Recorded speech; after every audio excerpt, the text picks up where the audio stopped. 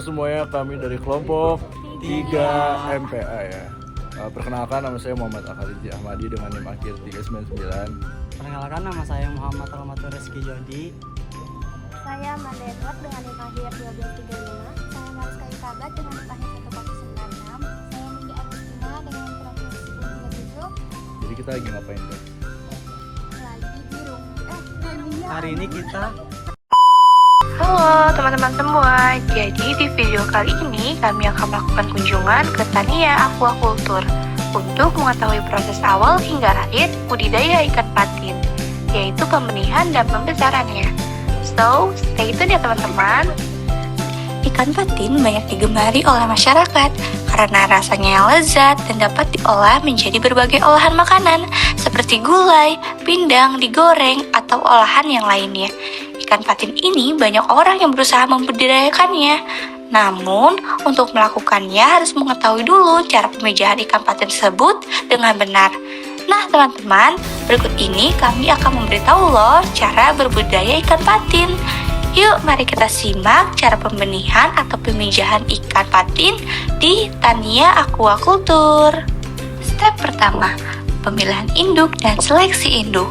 Pemilihan indukan ikan patin sebaiknya telah berumur 3 tahun untuk betina dan 2 tahun untuk jantan dengan bobot sekitar 1,2 sampai 2 kg. Untuk memilih indukan yang sudah matang gonat atau siap kawin dapat dilakukan dengan 2 cara, yaitu secara visual dan dengan alat bantu. Untuk secara visual, indukan ditangkap kemudian diperhatikan besar kecil perutnya. Selain itu juga dapat dilihat dari warna kulit yang ada pada sekitar genital. Jika warnanya kemerahan, berarti telur telah matang. Atau juga dengan meraba perutnya. Jika melembek, berarti telur telah matang gonat. Lalu, untuk memakai cara alat bantu, teman-teman dapat menggunakan alat cek kematangan gonat yang digunakan untuk melihat apakah ikan patin tersebut telah matang gonat. Nah, ini dapat dilakukan dengan menggunakan selang kanulasi atau kateter, cawan kacang bening, larutan transparan, serta kertas milimeter. Caranya itu, ikan ditangkap, kemudian masukkan selang kanulasi ke saluran telur dengan perlahan-lahan dan hati-hati agar tidak menyentuh telur. Kemudian disedot untuk mendapatkan sampel telur. Untuk indukan jantan yang sudah siap kawin dapat dilihat dengan cara mengurut bagian ke arah anus. Jika keluar cairan putih, berarti ikan jantan tersebut siap kawin. Step kedua, pemijahan dan penetasan telur. Ikan patin yang dijadikan indukan pada 6 hari pertama pemeliharaan diberi pakan yang memiliki kandungan protein yang tinggi.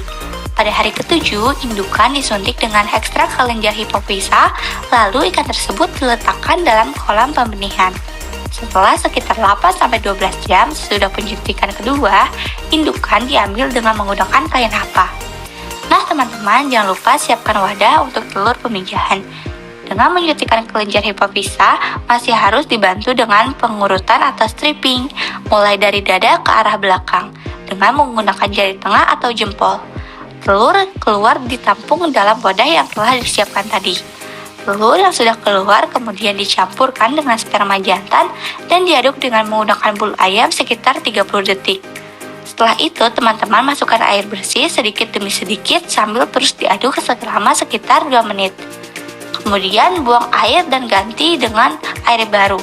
Hal bilas ini dilakukan sebanyak 2-3 kali hingga sisa sperma dan gelembung minyak pada telur berkurang. Step ketiga, penetasan telur ikan patin. Siapkan kolam penetasan, kemudian pasangkan kain hapa lalu isi dengan air bersih. Untuk menghindarkan tumbuhnya jamur, maka perlu diberi larutan penghambat pertumbuhan jamur. Dalam kolam penetasan juga perlu dipasangkan aerator agar oksigen lava ikan dapat terpenuhi. Jika sudah siap, teman-teman, sebar telur secara merata.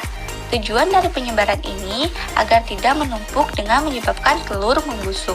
Step keempat, pemeliharaan larva. Pemeliharaan larva ikan patin yang telah berumur 1 hari dipindahkan ke akuarium yang berisi air sumur bor yang telah diaerasi. Kepadatan penebaran benih dalam setiap akuarium yaitu sekitar 500 ekor ya teman-teman. Larva yang baru berumur 1 hari tidak perlu diberikan pakan karena mereka masih memiliki cadangan makanan berupa kuning telur. Barulah pada hari kedua dan hari ketiga diberi pakan berupa emulsi kuning telur ayam yang direbus. Selanjutnya, larva dapat diberi pakan berupa kutu air dan juga jentik nyamuk. Pemeliharaan larva dalam akuarium ini dapat dilakukan sekitar 15 hari.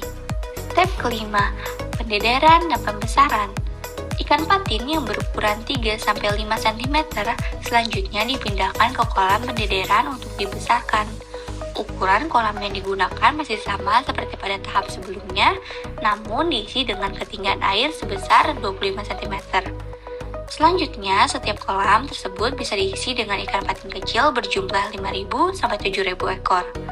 Pakan yang diberikan pada tahap ini adalah pelet berbentuk rambol yang diberikan setiap 3 sampai 4 jam sekali.